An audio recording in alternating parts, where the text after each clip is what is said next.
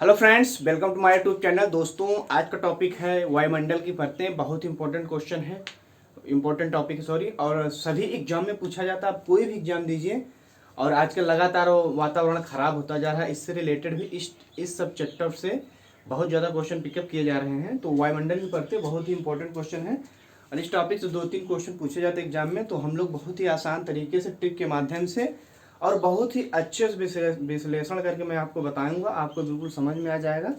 तो चलिए शुरुआत करते हैं। दोस्तों, सबसे पहले हम जान लेते हैं कि ये वायुमंडल क्या है। दोस्तों, वायुमंडल जो हमारे पृथ्वी के चारों तरफ, जैसे हमारा ये पृथ्वी हो गई, इसके चारों तरफ अलग अलग प्रकार की परतों का घेरा है। वायु की परतों का अलग अलग प्रकार की घेरा है, जो कि 5 प्रकार की परतें हैं हमारे में, जो कि हो गया क्षोभ मंडल, समताप मंडल, मध्य मंडल और आयन मंडल, बहिर्मंडल। इस 5 टाइप की जो घेरा है, ये पांचों घेरा पृथ्वी को चारों तरफ से घेरे हुए हैं। अच्छा, ये जो वायुमंडल पृथ्वी के चारों ओर परतों की घेरा या आवरण है। अब ये घेरे क्यों है? क्योंकि वायु में छोटे छोटे पृथ्वी कण होते हैं और पृथ्वी का जो यहाँ सेंटर है, गुरुत्वाकर्षण जो पृथ्वी का है, ये चारों तरफ से खींच रहा है। जो छोटे छोटे कण पृथ्वी को वायुमंडल के घेरे, वो चारों तरफ से पृथ्वी पे चिपके हुए हैं। तो इस टाइप से प्रमुख गैसें हैं जो कि एग्जाम में पूछी जाती हैं। एग्जाम में पूछा जाता है कि वायुमंडल में सबसे अधिक किस गैस की मात्रा है, तो वो है नाइट्रोजन। दोस्तों, ये एग्जाम में कई बार पूछा जाता है, इसका परसेंटेज पूछा जाता है। तो जो वायुमंडल का परसेंटेज है 78.08%, ठीक है, ये नाइट्रोजन होगा। ठीक है, उसके बाद दूसरे नंबर पे जो गैसों की प्रधानता है सबसे अधिक, वो ऑक्सीजन की है, 20.98%। ये ऑक्सीजन की प्रधानता है, ये 20.98% है। उसके बाद दोस्तों आर्गन बहुत पूछी जाती है, क्योंकि ये आर्गन निष्क्रिय गैस है। आप इसको ऐसे याद कर सकते हैं कि 98 है यहाँ पे ऑक्सीजन पे, इसका 0 हटा के ये 98% आर्गन का। उसके बाद दोस्तों CO2 बहुत ज्यादा पूछी जाती है, क्योंकि CO2 जो है ये ग्रीन हाउस गैस है। ये CO2 कार्बन डाइऑक्साइड, ये पूछी जाती है। ये सबसे भारी गैस है, इसलिए पृथ्वी के तल पे होती है। और हमारी जो सबसे हल्की गैसें हैं वो है हाइड्रोजन और हीलियम। ठीक है, हाइड्रोजन और हीलियम क्या है, ये सबसे हल्की गैसें हैं। तो सबसे जो बाहरी वाला मंडल है, बहिर्मंडल, इसमें पाई जाती हैं। तो चलिए हम लोग ये कितने टाइप के मंडल हैं, इतना ये 3-4 क्वेश्चन बनते हैं। अब इस प्रकार की परतों के बारे में जान लेते हैं कि परतों से संबंधित क्वेश्चन कैसे पूछे जाते हैं। दोस्तों, परतों से संबंधित इस टाइप से क्वेश्चन पूछे जाते हैं। परतें हमारी हैं क्षोभ मंडल, समताप मंडल, मध्य मंडल, आयन मंडल, बहिर्मंडल। बहिर्मंडल सबसे ऊपरी परत है और क्षोभ मंडल सबसे निचली परत है। यहाँ हमने लिख दिया धरातल से ऊंचाई किलोमीटर में। ठीक है, तो अभी दोस्तों हमने इसकी इस पे अंग्रेजी में लिख दिया, क्योंकि कभी कभी एग्जाम में क्या करता है कि जो जैसे क्षोभ मंडल है ना, क्षोभ मंडल नहीं लिखेगा, वो हिंदी में लिख देगा ट्रोपोस्फेयर क्या होती है, तो कहाँ पाई जाती है। तो आपको अंग्रेजी का आना बहुत जरूरी है। इसको ट्रोपोस्फोर, स्ट्रेटोस्फेयर, मेसोफेयर, आयनोस्फेयर और एक्सोस्फेयर। ठीक है, अब बात हम लोग क्षोभ मंडल की करेंगे। दोस्तों, क्षोभ मंडल जो है पृथ्वी की सबसे निचली परत है और इसकी ऊंचाई जो होती है वो 10 किलोमीटर, 18 किलोमीटर और 8 किलोमीटर। अब ये 3 ऊंचाई पे क्यों पाई जाती है? क्योंकि दोस्तों हमारी जो पृथ्वी है ना, वो ध्रुवों पे क्या है, चपटी है। ध्रुवों पे हमारे पृथ्वी का आकार बिल्कुल गोल थोड़ी है, वो मेरी पृथ्वी थोड़ा इस टाइप से। ठीक है, और ये हो गई। अब पृथ्वी के बीचों बीच एक काल्पनिक रेखा खींची गई है, इसको भूमध्य रेखा कहते हैं। ये नॉर्थ पोल हो गया, ये साउथ पोल हो गया। ठीक है, तो ध्रुवों पे क्या है, ध्रुवों पे जो हमारी क्षोभ मंडल की ऊंचाई है वो है 8 किलोमीटर। और जो ये भूमध्य रेखा हो गई, भूमध्य रेखा सबसे चौड़ा भाग है पृथ्वी का, तो भूमध्य रेखा पे क्षोभ मंडल है 18 किलोमीटर ऊंची है। और नॉर्मल स्थान पे, जैसे धरातल स्थान पे, वो है 10 किलोमीटर। ये तीनों आपको याद हो गया होंगे। ठीक है, अब इसमें क्वेश्चन किस टाइप से बनता है? दोस्तों, क्वेश्चन इस टाइप से बनता है कि वायुमंडल की सबसे निचली परत कौन सी है। अगर एग्जाम में पूछा है कि वायुमंडल की सबसे निचली परत कौन सी है, तो वो है क्षोभ मंडल।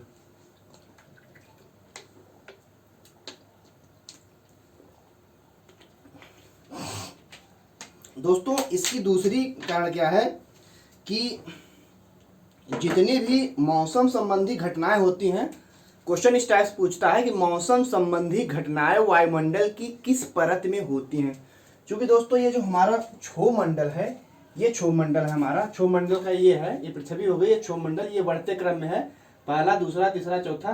क्षोभ मंडल, समताप मंडल, मध्य मंडल, आयन मंडल, बहिर्मंडल। ठीक है, जो क्षोभ मंडल हमारा पृथ्वी के सबसे करीब है। ठीक है, तो क्वेश्चन इस टाइप से पूछता है कि जितने भी मौसम संबंधी घटनाएं होती हैं वो किस मंडल में होती हैं।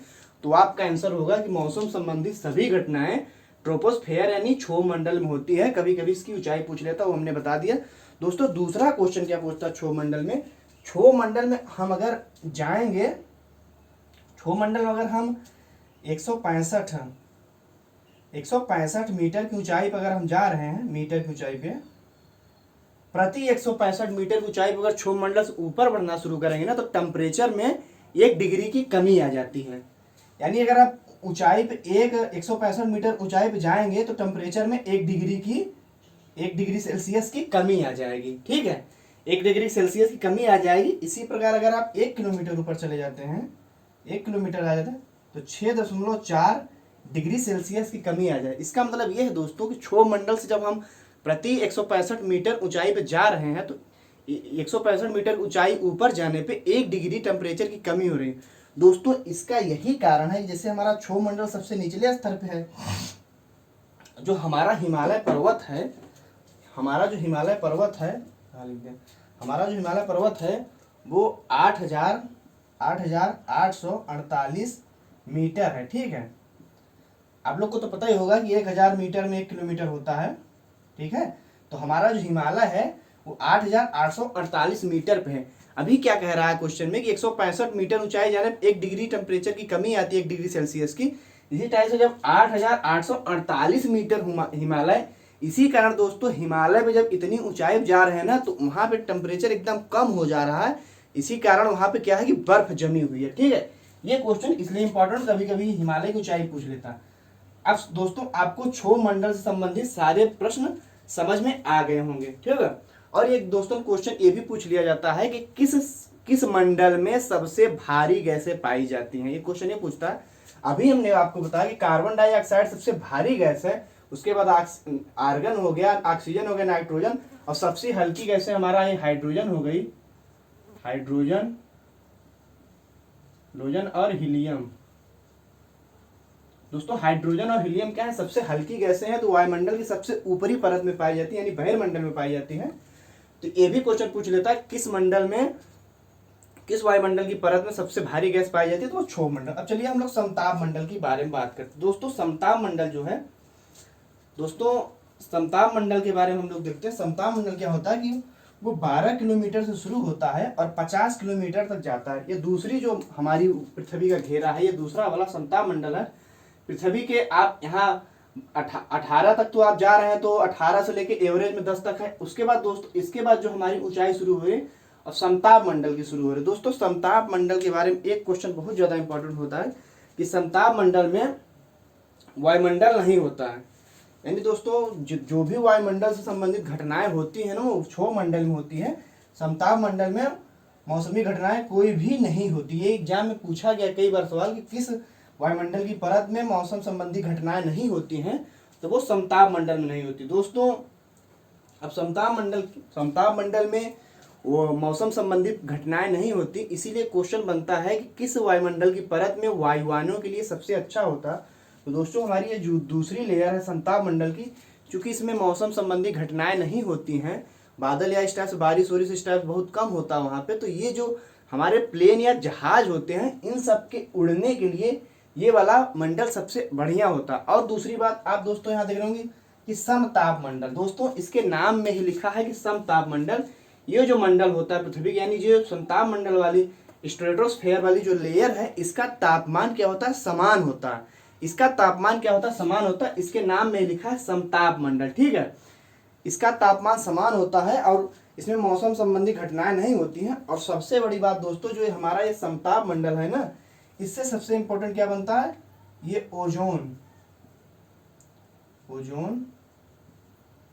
का जैसे O3 हो गया ना, ओजोन की जो लेयर है ना, वो समताप मंडल में ओजोन की लेयर है। अच्छा, ओजोन की लेयर क्या होती है, जो सूर्य से आने वाली अल्ट्रावायलेट परावैंगनी किरणें होती हैं, वो डायरेक्ट पृथ्वी पर अगर आएंगी तो हम मानवों के शरीर या त्वचा में पड़ेंगी, तो हम लोग को अंग विकृत हो जाएगा और अंग टेढ़े मेढ़े हो जाएंगे, तमाम प्रकार की त्वचा की बीमारी हो जाएंगी। तो ये ओजोन परत क्या करती है कि जो ऊपर से किरणें आती हैं सूर्य की, इसको परावैंगनी किरणों को सोख लेती है, क्योंकि इसकी सबसे मोटी परत समताप मंडल में ही पाई जाती है।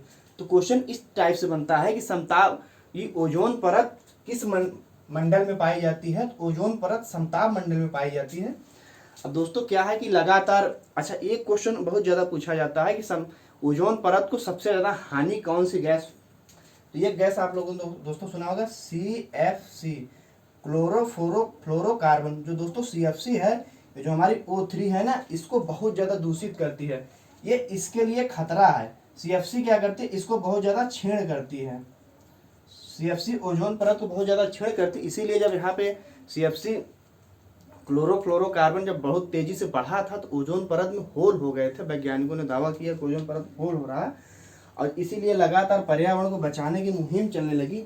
इसीलिए दोस्तों ये क्वेश्चन इंपॉर्टेंट हो जाता है, इंपॉर्टेंट क्या हो जाता है, 16 सितंबर प्रत्येक साल के 16 सितंबर को ओजोन दिवस मनाया जाता है। क्या मनाया जाता है, ओजोन दिवस मनाया जाता है। क्वेश्चन बहुत इंपॉर्टेंट है, कई बार एग्जाम में पूछा गया है ओजोन दिवस कब मनाया जाता है, तो वो 16 सितंबर को मनाया जाता है। ठीक है, अब दोस्तों हम लोग बात करेंगे, अब ओजोन मंडल की बात हो गई। अब इसके बाद दोस्तों क्या है, मध्य मंडल है। अब मध्य मंडल की दोस्तों शुरुआत ही होती है, मध्य मंडल की शुरुआत होती है, हमारा कहाँ है मध्य मंडल की शुरुआत दोस्तों क्या होती है, 50 किलोमीटर ऊंचाई पे जब आप पहुंचे रहेंगे तो वहां से जब आप ऊपर जाना शुरू करेंगे तो वहां से मेसोस्फेयर यानी मध्य मंडल की शुरुआत होगी, और ऊपर 180 किलोमीटर तक जाएंगे। यानी जो हमारा ये वाला पार्ट है, ये क्षोभ मंडल छोड़ के ये क्षोभ मंडल सप्ताह मंडल, ये जो हमारा मंडल है ये मध्य मंडल है। इसमें क्या बता रहा है कि 50 किलोमीटर से 80 किलोमीटर तक आपका ऊपर में ये मध्य मंडल होगा। दोस्तों मध्य मंडल की सबसे बड़ी बात क्या होती है कि जो दोस्तों मध्य मंडल में क्या है ना कि मध्य मंडल में एक चीज बहुत ही अलग है कि -80 डिग्री सेल्सियस से -100 डिग्री सेल्सियस तक। दोस्तों जो ये मध्य मंडल है, मध्य मंडल का क्या है कि ये बहुत ठंडा है। ये वाली जो लेयर है पृथ्वी की ना, मध्य मंडल, ये बहुत ठंडी लेयर है, -80 डिग्री सेल्सियस से 100 डिग्री सेल्सियस तक ठंडी है। अब इसका हम मानव को बेनिफिट क्या होता है, जो भी उल्का पिंड होते हैं, जो छोटे छोटे उल्का पिंड दिखते हैं, जिसको आप लोग टूटता हुआ तारा कहते हो, हालांकि टूटता हुआ तारा होता ही नहीं है, वो टूटेगा क्यों, क्योंकि वो गैसों का गोला होता है। वो जब उल्का पिंड आता है इस क्षोभ मंडल में ना, तो इसी मंडल में जल के खत्म हो जाता है, क्योंकि इसका टेम्परेचर इतना ज़्यादा कम है वो पृथ्वी आ ही नहीं पाता। हाँ, हालांकि बहुत बड़े जो उल्का पिंड होते हैं वो पृथ्वी पर कई जगह गिरे हैं, तो बहुत बड़ी झील या खाई बन गई है, लेकिन अब तक जो छोटे मोटे उल्का पिंड होते हैं वो इसी मध्य मंडल में ही खत्म हो जाते हैं। ठीक है, इसका सबसे बड़ा रीजन यही है। और उसके बाद दोस्तों हम लोगों का कौन सा मंडल आता है, आयन मंडल आता है। अब आयन मंडल की दोस्तों शुरुआत होती है 80 किलोमीटर से 500 किलोमीटर से 540 किलोमीटर। हमारा जो आयन मंडल है, हमारा जो ये वाली परत है पृथ्वी की, इसी को बोलते हैं आयन मंडल। दोस्तों इसकी शुरुआत हो जाती है 80 किलोमीटर आप ऊंचाई पे हैं यहाँ से, उसके बाद ये 500 से लेके 640 किलोमीटर। अब दोस्तों आयन मंडल का सबसे बड़ा फायदा क्या होता है, दोस्तों हम लोग आजकल जो भी संचार का माध्यम देख रहे हैं, या तो दोस्तों रेडियो तरंगे होती हैं, आयन मंडल में क्या होता है दोस्तों, जो कण होते हैं ना वो आयनों में टूट जाते हैं। जितने भी कण होते हैं वो आयनों में टूट जाते हैं इस टाइप से। मान लीजिए ये कण हो गए, ये आयनों में टूट गए, यहाँ से जब कोई तरंगे भेजी जाती हैं तो इन कणों में टकरा करके नीचे आ जाते हैं। तो खासकर जो रेडियो तरंगे भेजी जाती है, जो संचार बनाते हैं, संचार माध्यम वायरलेस।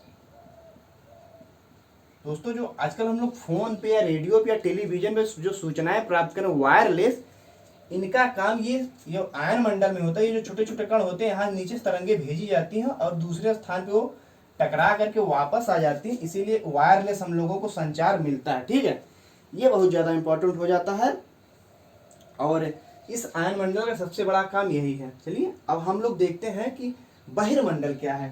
दोस्तों बहिर्मंडल की शुरुआत ऊपर पे, ये जो हो गया हमारा ये वाला पार्ट जो है पृथ्वी के लेयर है, जो ये बहिर्मंडल है। अब बहिर्मंडल में हमारी ये हाइड्रोजन और हीलियम गैसें पाई जाती हैं। दोस्तों ये वायुमंडल की सबसे ऊपरी परत है। आप अगर बहिर्मंडल ये 1000 है, अब 1000 के ऊपर अगर आप जाएंगे तो वहाँ से अंतरिक्ष की शुरुआत हो जाती है। बहिर्मंडल का सबसे बड़ा फायदा क्या है कि यहाँ से 1000 के ऊपर जब आप जा रहे हैं तो हमारा अंतरिक्ष शुरुआत हो जा रहा है, और हमारे जो सैटेलाइट होते हैं, खासकर जो भू स्थिर उपग्रह होते हैं, किसी विशेष शहर के ऊपर वो स्थापित कर दिए जाते हैं। भू स्थिर उपग्रह जो होते हैं, इसी में 36,000 किलोमीटर की ऊंचाई पे। कई बार क्वेश्चन पूछा गया है कि भू स्थिर उपग्रह कितनी ऊंचाई पर स्थापित किए जाते हैं, तो भू स्थिर उपग्रह 36,000 किलोमीटर की ऊंचाई पे स्थापित कर दिए जाते हैं।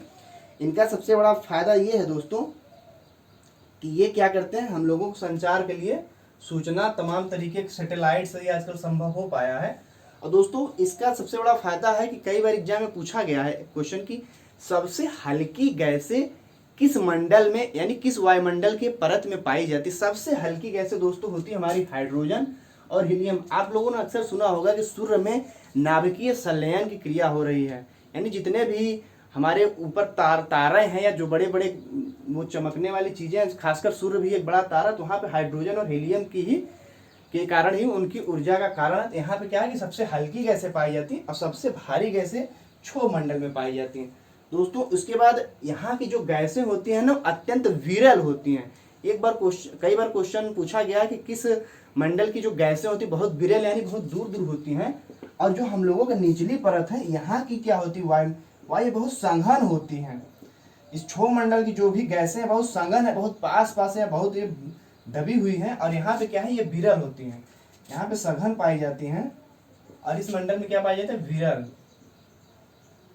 दोस्तों इसको आपको नोट आउट करने की ज़्यादा कोई ज़रूरत नहीं है, इसका PDF नोट्स तैयार है। आपको टेलीग्राम चैनल हमारा ज्वाइन कर लेंगे, डिस्क्रिप्शन में लिंक मिल जाएगा, वहाँ से आपको इसकी PDF मिल जाएगी। तो ये आज के लिए इतना ही।